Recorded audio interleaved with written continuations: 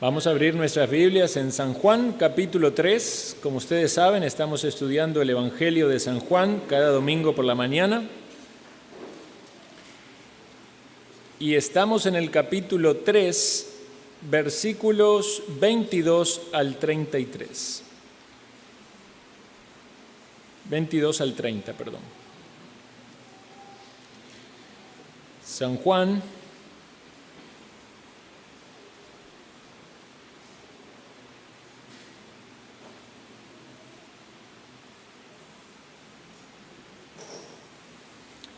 capítulo 3, versículos 22.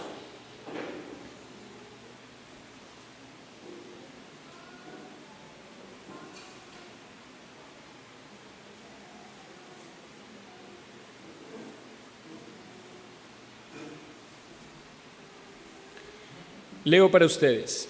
Después de esto vino Jesús con sus discípulos a la tierra de Judea y estuvo allí con ellos y bautizaba. Juan bautizaba también en Enón, junto a Salim, porque había allí muchas aguas, y venían y eran bautizados, porque Juan no había sido aún encarcelado. Entonces hubo discusión entre los discípulos de Juan y los judíos acerca de la purificación. Y vinieron a Juan y le dijeron: Rabí, mira que el que estaba contigo al otro lado del Jordán, de quien tú diste testimonio, bautiza, y todos vienen a él. Respondió Juan y dijo: No puede el hombre recibir nada si no le fuere dado del cielo. Vosotros mismos me sois testigos de que dije: Yo no soy el Cristo, sino que soy enviado delante de él. El que tiene la esposa es el esposo, mas el amigo del esposo, que está a su lado y le oye, se goza grandemente de la voz del esposo. Así pues, mi gozo está cumplido. Es necesario que él crezca, pero que yo mengüe. Hasta aquí nomás en la lectura de la palabra. Recordemos que Jesús había estado en Jerusalén para la fiesta de la Pascua y durante ese periodo de tiempo fue que el Señor entró al templo y halló allí a todos los vendedores y los cambistas y tomando un látigo los sacó fuera porque Él dijo: esta es la casa de oración, y ellos la habían transformado en una cueva de vendedores, de ladrones. En ese lapso también el apóstol Juan nos relata este encuentro de Jesús con Nicodemo. Este hombre de ya una edad adulta, fariseo en cuanto a su convicción de su religión, pero con algunos interrogantes acerca de Jesucristo, una curiosidad por la cual se acerca a él. Cuando se acerca a Jesús, reconoce que Jesús era un maestro que había venido de parte de Dios, pero Jesús le dice: es necesario nacer de nuevo. Si alguien no nace de nuevo, no tiene vida espiritual, nunca va a poder comprender realmente quién es Jesús. Jesús no es solamente un maestro, es el Salvador, es quien Dios ha enviado para nuestra redención. Entonces vemos que esa conversación entre Jesús y Nicodemo, en determinado momento, el apóstol Juan la transforma de un relato, de una charla, a un monólogo donde él dice estas palabras que posiblemente sean las palabras evangelísticas más utilizadas en todo el mundo. Porque de tal manera amó Dios al mundo, que ha dado a su Hijo unigénito, para que todo aquel que en él cree no se pierda, mas tenga vida eterna. Y muchas veces que se predica el Evangelio se menciona ese texto porque de alguna manera condensa varios elementos necesarios para entender el Evangelio. El amor de Dios por este mundo, por las personas en este mundo, la dádiva de su Hijo, Dios dio a su Hijo, la necesidad de la fe en Él para tener vida eterna y ser librado de la condenación. Recordemos que Dios no envió a su Hijo para condenar al mundo. En su primer venida, Jesús vino para dar salvación. Y es cierto que Él volverá otra vez para rescatar a los suyos, pero para traer juicio sobre este mundo. Y obviamente en ese juicio serán hallados culpables todos aquellos que no creyeron en Él, que le rechazaron. Y entre aquellos que le rechazan también están aquellos que dicen creer, pero no creen de verdad, como veíamos a la mañana, que dicen que creen en Cristo, hasta pueden llamarse cristianos de profesión, pero no han sido transformados en lo profundo de su corazón porque todavía son esclavos del pecado y quieren vivir en él. Luego de esto, versículo 22 nos dice que Jesús fue con los discípulos a la región de Judea y estuvo con ellos y allí bautizaba. Esto nos explica más adelante en capítulo 4, versículo 2, que no era exactamente Jesús el que bautizaba, sino que Jesús obviamente era el líder, pero los que bautizaban eran los discípulos. Es decir, que Jesús predicaba como un maestro, como un rabí, enseñaba, obviamente anunciaba el evangelio, llamaba a las personas al arrepentimiento, al igual que lo hacía Juan el Bautista. Y las personas entonces venían a Jesús para bautizarse, y como el mismo Juan el Bautista dijo, yo necesito ser bautizado por ti. Y entonces los pecadores venían a Jesús. Pero Jesús no era el que los bautizaba, Jesús delegó esa tarea en sus discípulos. Pero obviamente Él era el que anunciaba la palabra. Y las personas empezaban a ver a Jesús, así como Juan lo había anunciado. El Cordero de Dios que quita el pecado del mundo. Nos dice el versículo 23 que Juan bautizaba también en Enón junto a Salim. Esta es una zona que es desconocida en realidad. Lo que se sabe por las indicaciones, dice que allí había muchas aguas, es la idea esta de manantiales o fuentes de agua. Por alguna razón entonces Juan se dirigió a ese lugar. Es posible que sean muchas las personas que venían hacia él a bautizarse.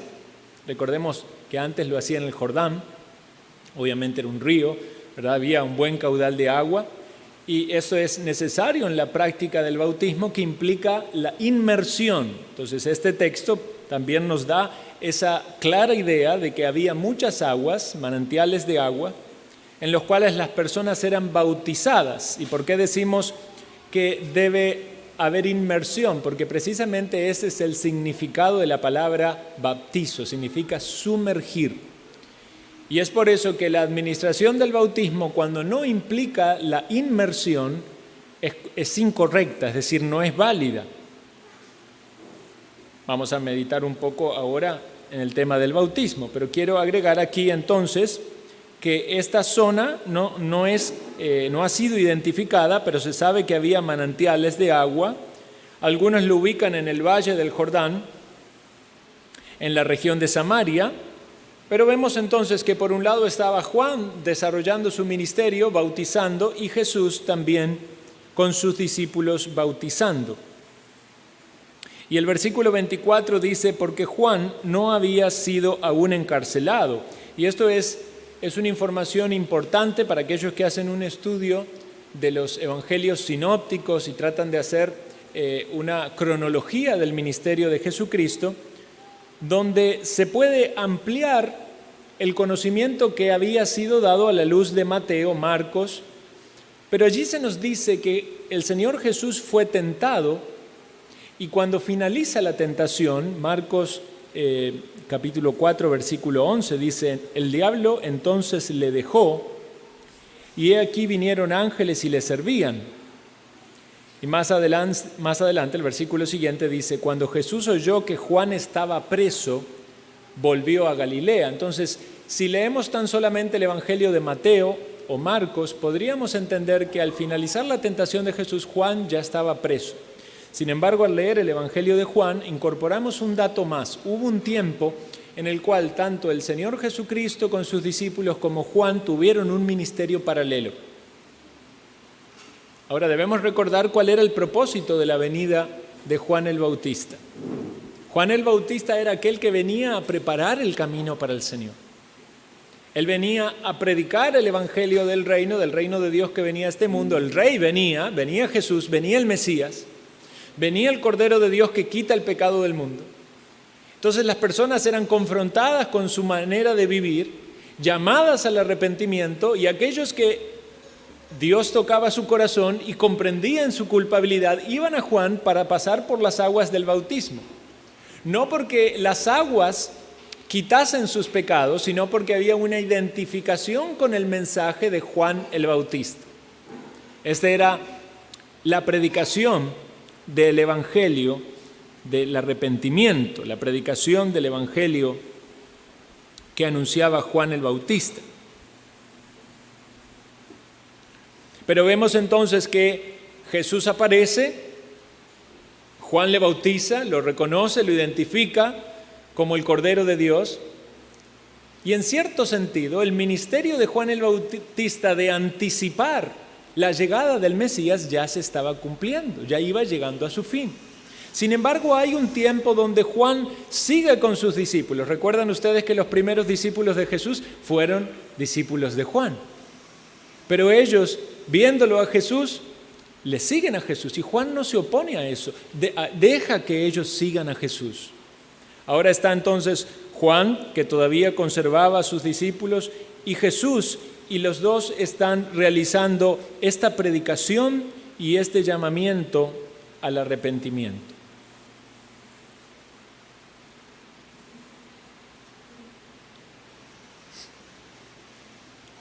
Pero vemos entonces que es posterior a eso que Juan había sido encarcelado.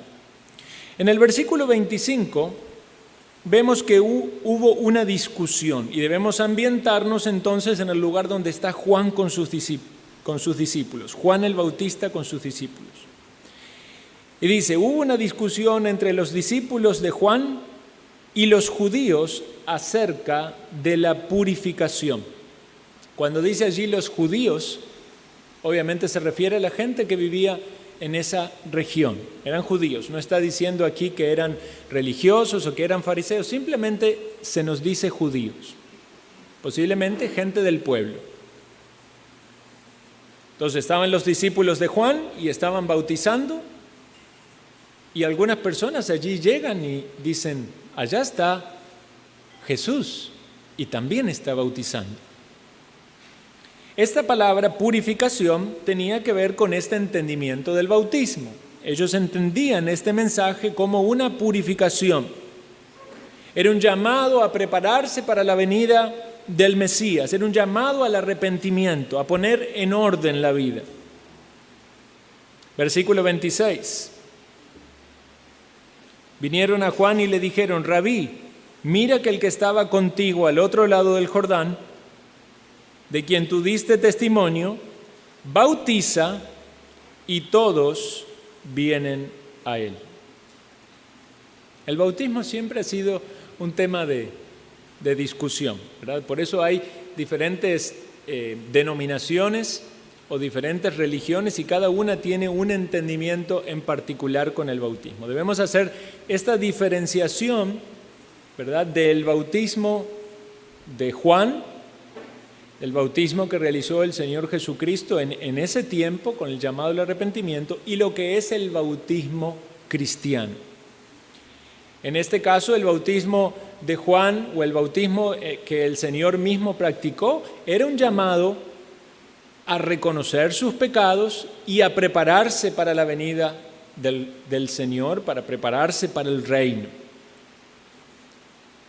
Ustedes recordarán que hubo personas que luego de la muerte y resurrección del Señor, que algunos se habían creído y eran discípulos de Cristo, pero sin embargo no habían oído nada del Evangelio, y que era lo único que conocían acerca del bautismo de Juan.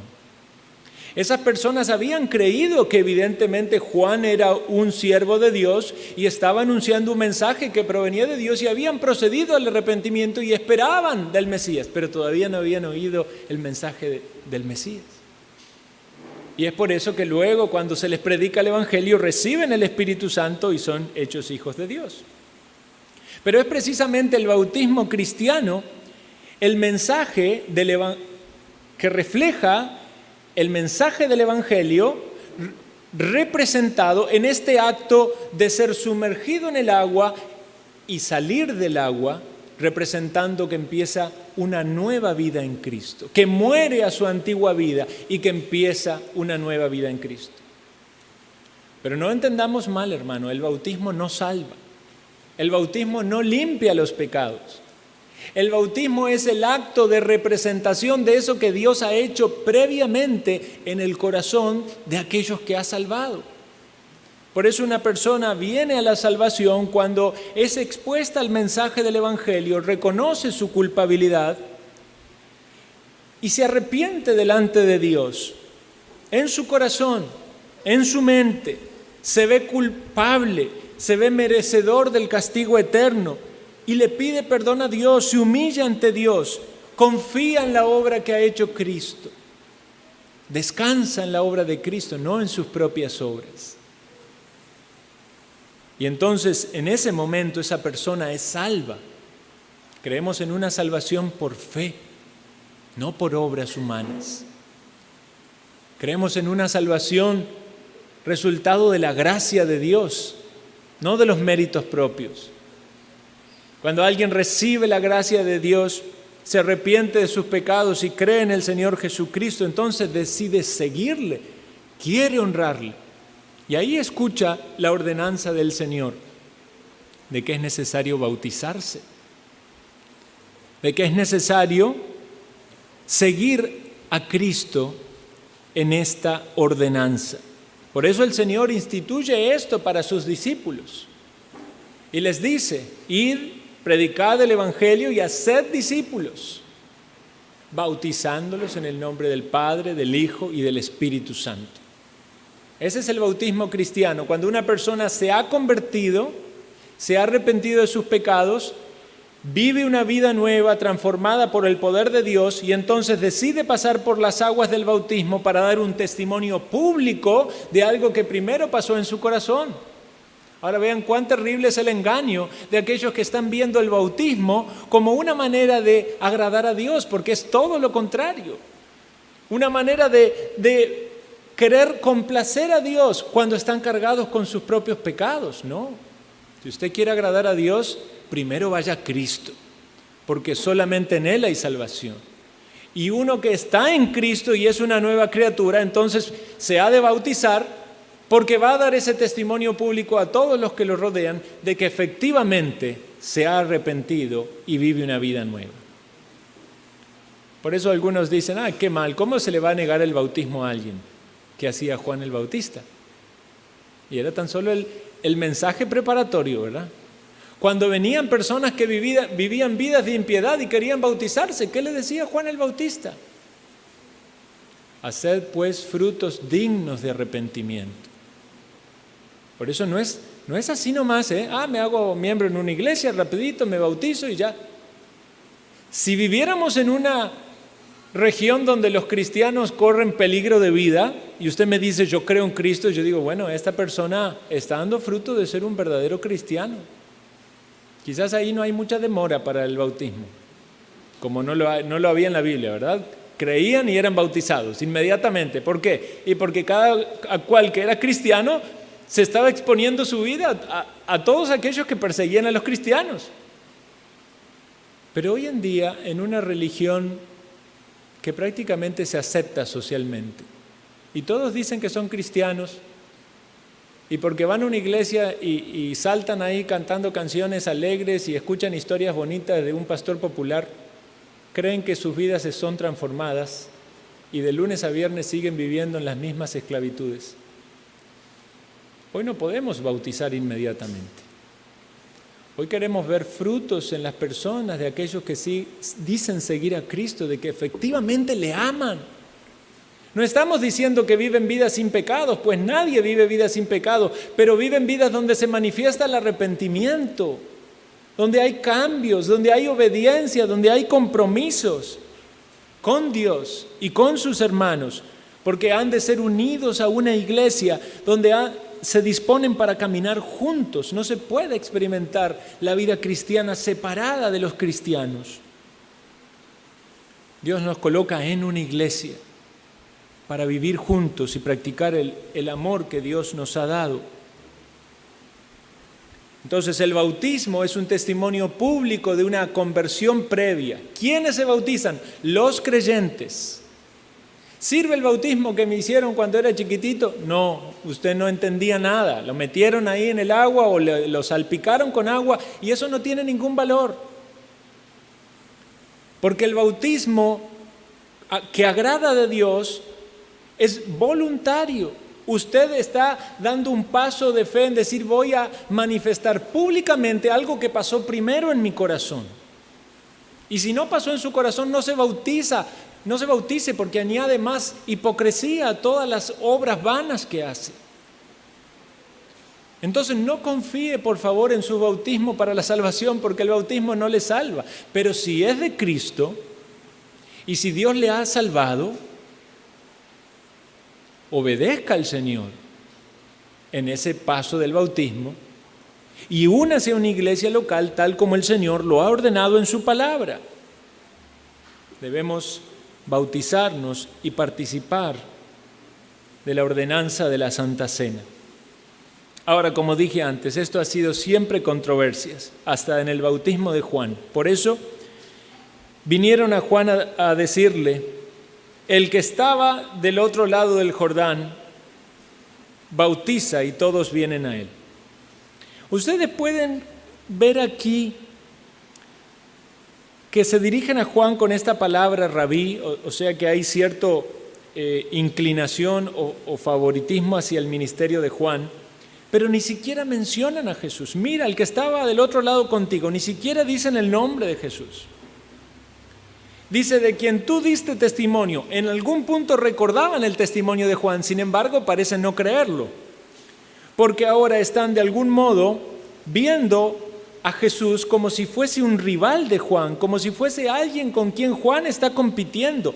Todos vienen a él, todos le están siguiendo. Obviamente es una figura del lenguaje, no era que todos iban a él, había gente que se estaba bautizando con Juan, pero muchos estaban siguiendo a Jesús. Y de algún modo el ministerio del Señor Jesús empezó a tener más importancia y el ministerio de Juan empezó a decrecer. Como si le dijeran: Juan, él se está haciendo famoso y vos te vas a quedar sin discípulos, ya no vienen personas aquí como van con él. Podemos evidenciar aquí ciertos celos, en parte enojo contra Jesús, también una cizaña para hacer tropezar a Juan. Quisiera que meditemos un poco en esto, en estos celos.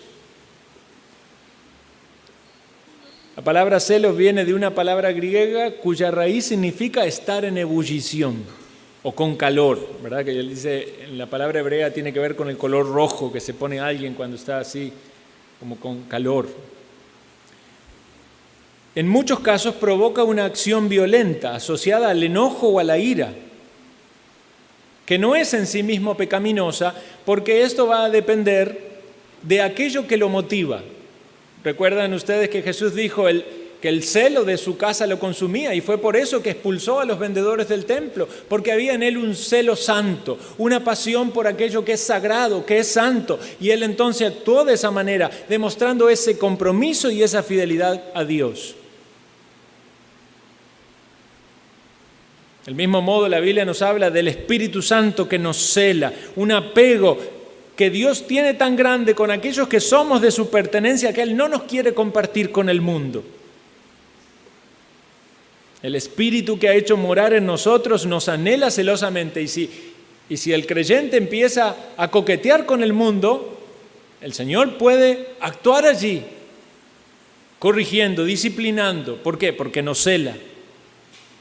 Un celo santo. Pero muchas veces, y en la mayoría de los casos en las expresiones humanas, esto viene de motivaciones pecaminosas, de un móvil egoísta, envidioso. Dice un comentarista: hay que reconocer con los sabios que la envidia es como una carie en los huesos. Y el proverbio dice: carcoma de los huesos. Y esto causa daño en el corazón del hombre. Vean, surge en muchos entornos, surge entre hermanos. ¿Recuerdan Caín y Abel? Abel ofreció una ofrenda a Dios y Dios se agradó de esa ofrenda. Caín llevó una ofrenda y no miró Dios con agrado esa ofrenda porque la actitud de Caín no era la correcta. Entonces, ¿qué pasó? Hubo envidia de su hermano, tuvo celos y finalmente lo mató. Pasó entre las hermanas, entre Raquel y Lea, obviamente en el entorno horrible de la poligamia, pero Raquel tenía celos de Lea porque no podía tener hijos.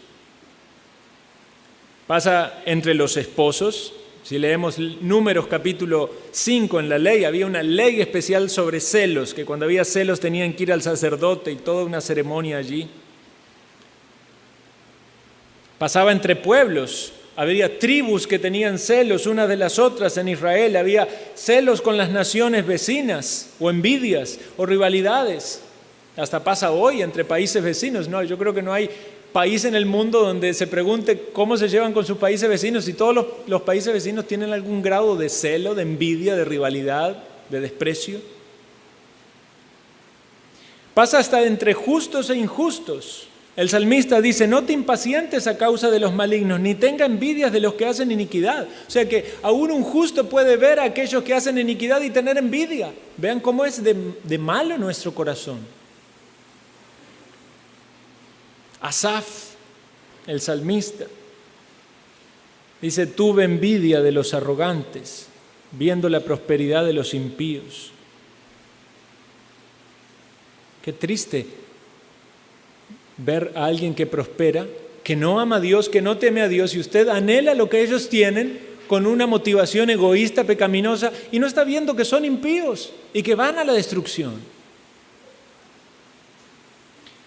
Los celos y las envidias pueden desunir a las comunidades cristianas con querellas, con problemas, al punto tal que el apóstol tiene que instruir y dice, andemos como de día honestamente, no en glotonerías, no en borracheras, no en lujurias y lascivias, no en contiendas y envidias. Vean en el nivel que lo coloca, glotonerías y borracheras, ¡oh, qué horror!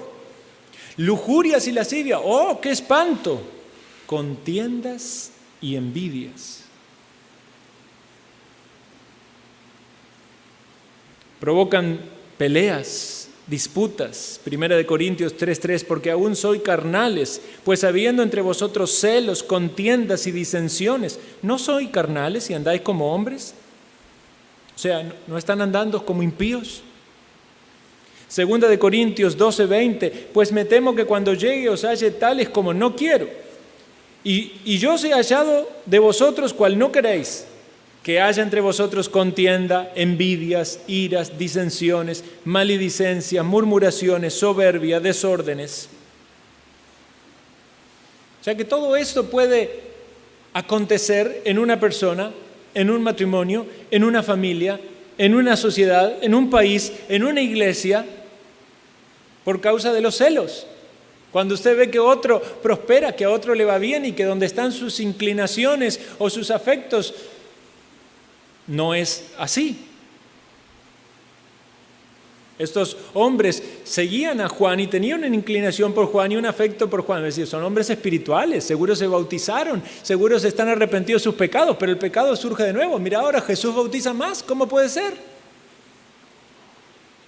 Y sí, yo di testimonio, dice Juan, de que Él es el que venía. ¿Cómo actuar, hermanos, cuando uno identifica celos pecaminosos motivados por el egoísmo o la envidia en nuestro corazón? Primero que debemos hacer es no justificarnos, sino reconocerlos, porque hasta pueden tener un manto de piedad, es una discusión teológica pareciera. Oh maestro, rabí, de quien tú hablaste, todos van hacia él. ¿No parece algo muy malo lo que está diciendo? Pero Santiago dice, si tenéis celos amargos y contención en vuestro corazón, parte del corazón, puede ser engañoso, puede ser camuflado. Luego va a producir cosas malas si no es detenido a tiempo. No os jactéis ni mintáis contra la verdad. Ve lo que pasa cuando alguien tiene celos amargos en su corazón y sigue actuando sin reconocerlo como pecado, está mintiendo contra la verdad. Vea esta figura del lenguaje, mentir contra la verdad. O sea, si usted puede mentirle a una persona, pero piense mentirle a la verdad. ¿Cómo va a engañar a la verdad?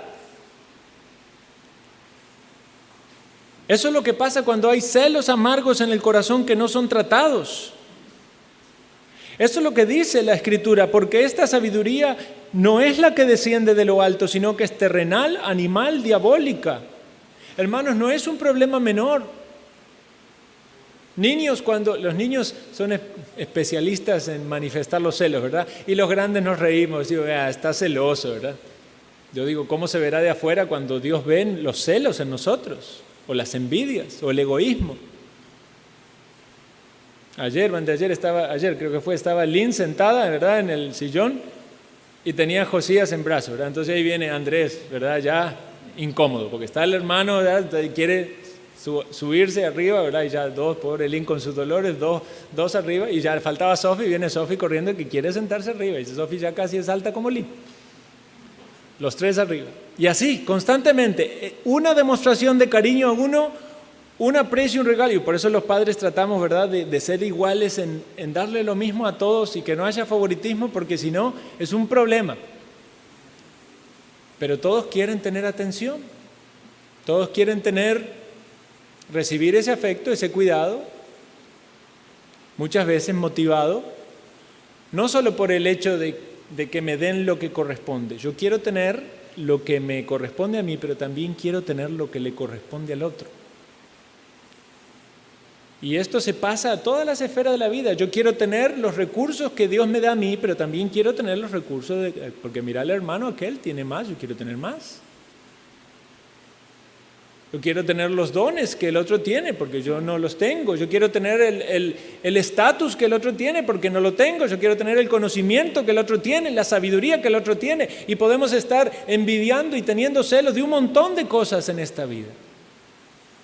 Y Dios desde el cielo nos mira y ve nuestras actitudes infantiles y pecaminosas. Entonces, en primer lugar, hermanos, no justifiquemos nuestro pecado, sino reconozcámoslo que es cierto, que ahí está, y enfrentémoslo. Es algo pecaminoso.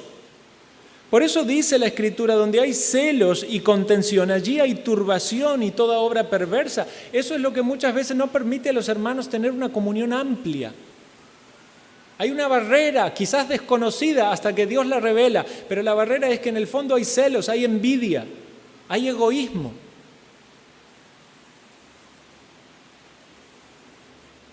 Y debemos examinarnos y ver esa actitud pecaminosa detrás del celo, porque el celo quizás puede ser algo exterior, pero ¿qué es lo que está detrás? ¿Es envidia? ¿Es egoísmo? ¿Es odio? Hasta Pilato, siendo un impío, se dio cuenta que los judíos habían entregado a Jesús por celos, por envidia. Dice Mateo, Pilato queriendo soltar a Barrabás porque sabía que por envidia le habían entregado. ¿Y de qué tenían envidia los judíos de Jesús? ¿Que la gente creía en él? ¿De que era muy santo? ¿De que era el Mesías? ¿De qué tenían envidia de Jesús? Hasta uno podría pensar, bueno, qué bonito, querían ser como Jesús. No, tenían envidia.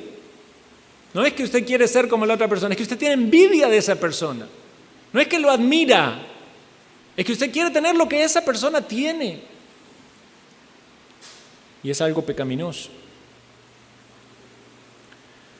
Y en tercer lugar, debemos aprender esta lección de Juan el Bautista, porque Juan el Bautista les habla a estos hombres con una respuesta magistral.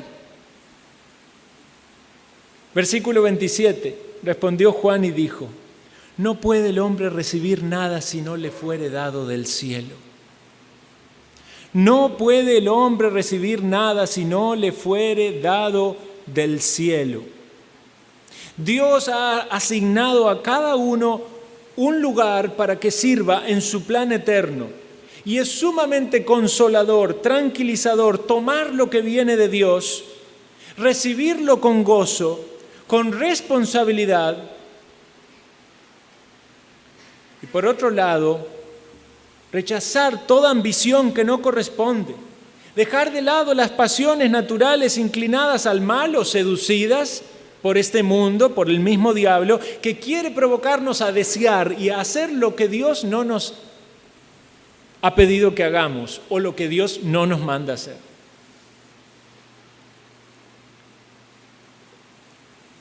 Esa vocecita que puede venir por personas o por la televisión o por la sociedad o desde el fondo de tu corazón que te dice puedes tener más dinero, puedes tener más éxito, puedes tener más aprecio, puedes tener más estima. Y no es que todo está mal esas cosas. El problema es cuando te dice te lo mereces, te lo mereces. Mereces más aprecio, mereces más estima, mereces más dinero. Eso es lo que nos dice este mundo, que merecemos más cosas.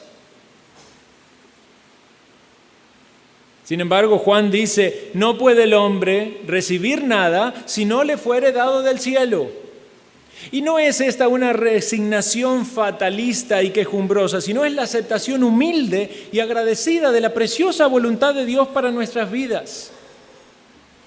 No es esto una motivación para que usted sea perezoso y no se esfuerce en la vida y no vaya por más y no tenga un mejor salario, no tenga un mayor conocimiento, no se destaque algo. No, significa aceptar lo que Dios ha determinado para usted y no luchar en contra de la voluntad de Dios. Porque eso es lo que pasa en el corazón del incrédulo. Cada día de esta vida, luchar en contra de la voluntad de Dios. Querer vivir su vida, ser dueño de su destino.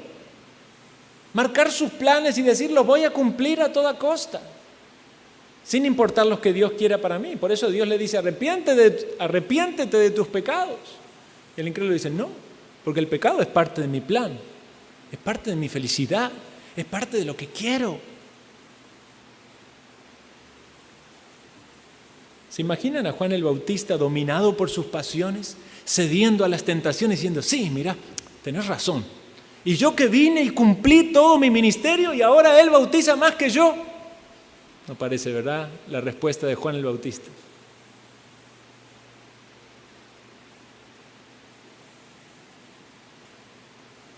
¿Qué pasa si alguien quiere tomar aquello que no le ha sido dado? ¿Qué gana? Si Juan el Bautista quería tomar eso que no le había sido dado, él quería mantener a todos sus discípulos y llegar a ser grande y reconocido por tener un montón de discípulos, en poco tiempo lo iban a poner preso a Juan el Bautista. Por eso era necesario que él mengüe y que el Señor crezca. ¿Dónde iban a ir esas vidas, esas personas? El ministerio de él iba descendiendo, iba bajando. Juan entendía bien claro que lo importante no era él, el importante es el Señor Jesús. Y esta debe ser una máxima que debemos tener claro en nuestra vida. El importante o la importante no somos nosotros en este mundo, hermano. No se trata de ser el protagonista. Nosotros queremos ser el protagonista de nuestra propia vida. Pero en la vida del creyente el protagonista es Jesús, no uno mismo.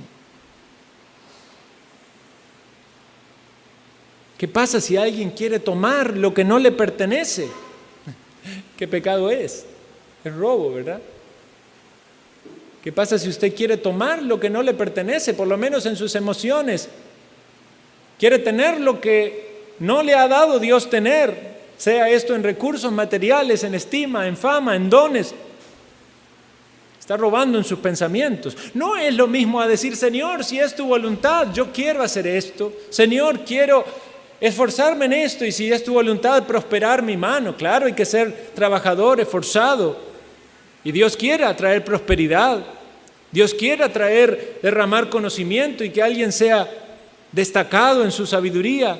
Dios quiere desarrollar los dones y que alguien pueda tener un ministerio amplio. Pero al fin y al cabo no es lo que queremos lograr en nuestras propias fuerzas, sino es lo que Dios ha determinado darnos. Y es nuestra obediencia ir por eso. Pensemos, hermanos y amigos, ¿qué es lo que te ha sido dado del cielo? Porque es Dios aquel que lo que quiere lo hace, ¿verdad? En los cielos, en los mares, en la tierra, en todo lugar. Es Dios el que lo hace. Y no hay nadie que puede torcer el brazo de Dios. Empecemos tan solo por el principio, por lo básico, la salvación. No es algo que usted y yo queríamos. No es que somos salvos, porque somos muy buenos y quisimos ser salvos, quisimos ser religiosos, quisimos tener el perdón de nuestros pecados. Dios primero hizo una obra en nuestro corazón para darnos ese arrepentimiento y esa fe. Más bien nosotros queríamos seguir en nuestra vida pecaminosa y perdida. Pero cuando Dios nos da luz y nos da arrepentimiento y nos da fe,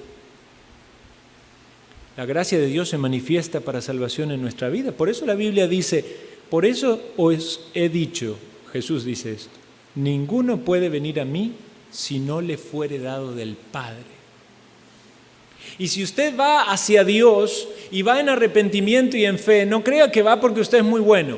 Va a Dios porque la gracia de Dios le está moviendo desde lo profundo de su corazón al milagro de la salvación. Entonces la salvación es un regalo de Dios.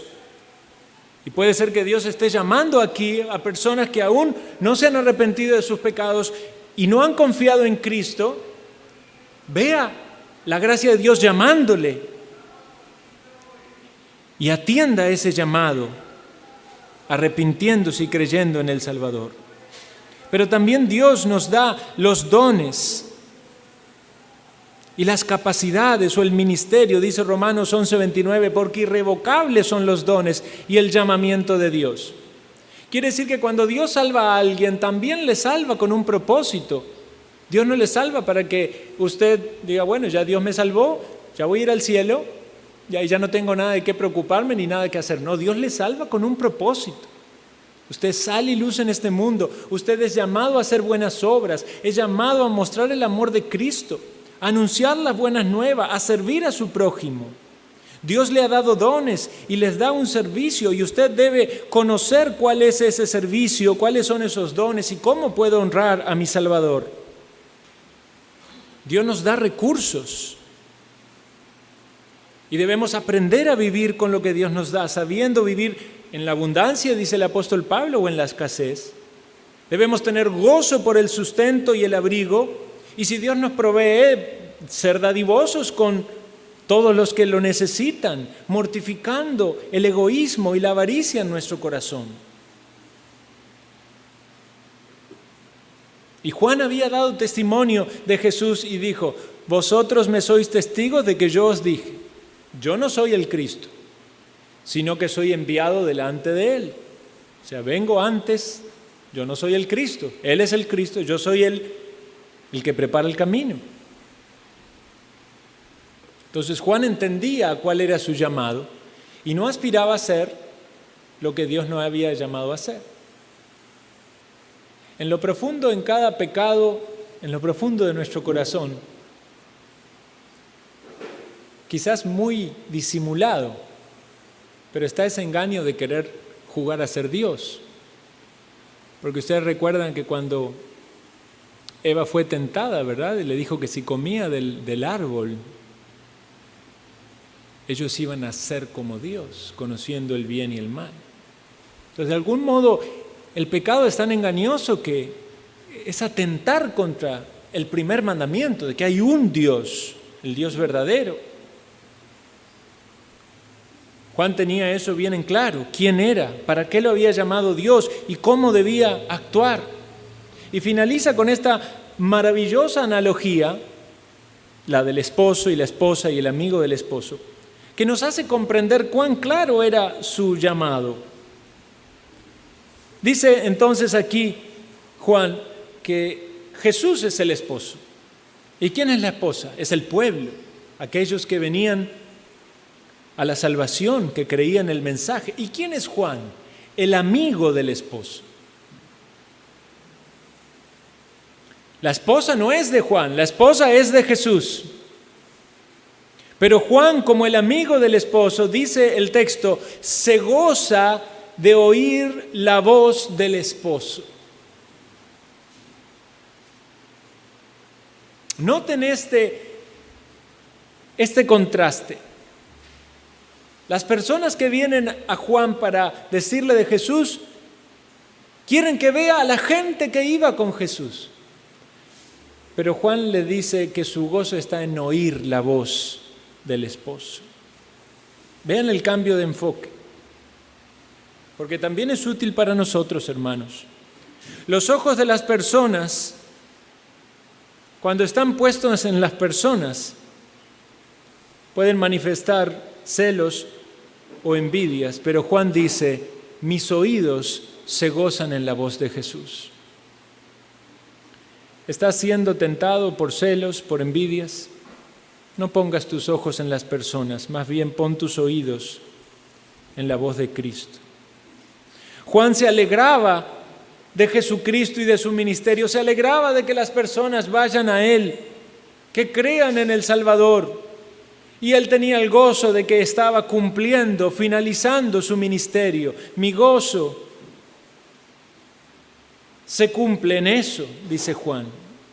Mi gozo está cumplido. Las personas están siguiendo al Señor, al Mesías. ¿Cómo podemos nosotros, hermanos y amigos, aprender de esta lección y ponerla en práctica? Necesitamos oír la voz de Cristo. Necesitamos estar en comunión con Él para que sus deseos sean nuestros deseos. Para que sus planes nos sean conocidos para nosotros. Para que aceptemos su voluntad en nuestra vida. Para que tengamos sabiduría en cómo conducirnos, cómo manejarnos. Pero sobre todas las cosas, que se manifieste esta humildad que también en el Señor fue manifiesta. Siendo Él Dios, se hizo hombre y se humilló hasta lo sumo, haciéndose siervo y hasta la muerte y muerte de cruz. Los celos, las envidias, pueden ser la moneda común que está en las bolsas de algunas personas en este mundo. Personas que no pueden pensar bien de otros, motivados por la ira, por el enojo, por el egoísmo, quejándose de lo que tienen o de lo que no tienen, de lo que son o de lo que no son, ambicionando más, ambicionando pecaminosamente. ¿Cuándo dirás basta a ese pecado? ¿Cuándo lo reconocerás como pecado? ¿Cuándo aceptarás la voluntad de Dios para tu vida? ¿Cuándo comprenderás que no se trata de ti? Se trata de Jesús, Él es el que importa. Sus deseos son los que rigen, su voluntad es la que debe dominar. Quizás Dios quiera llevarte por medio de esta reflexión a la salvación.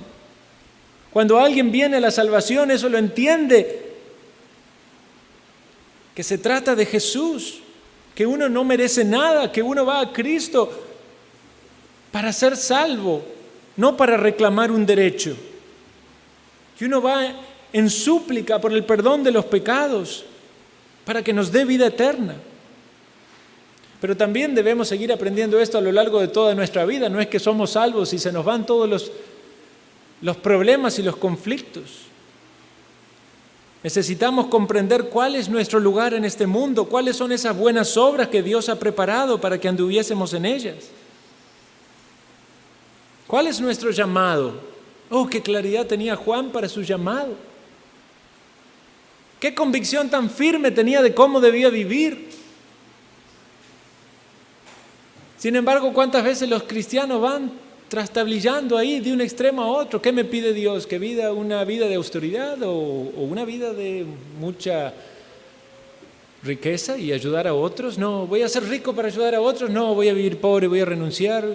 Y ahí divagando de un lado para el otro. ¿Qué es lo que Dios pide de ti? ¿Cuál es tu ministerio?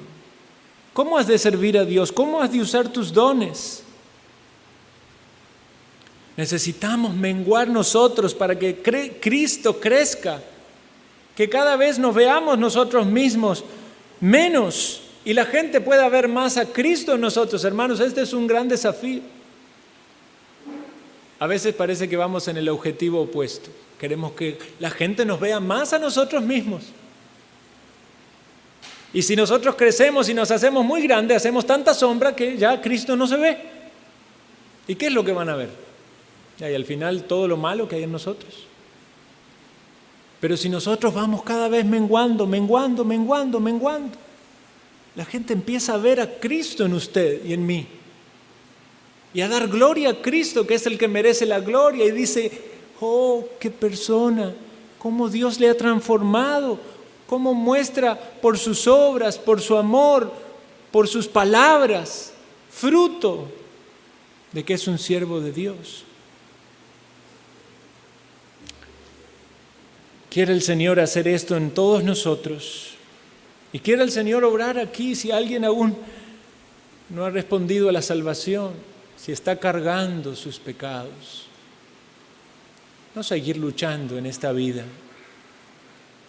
haciendo su propia voluntad, sino venir a la cruz de Cristo, depositar allí todos esos pecados que Él está dispuesto a perdonar y recibir de Él el regalo de la vida eterna. Oremos.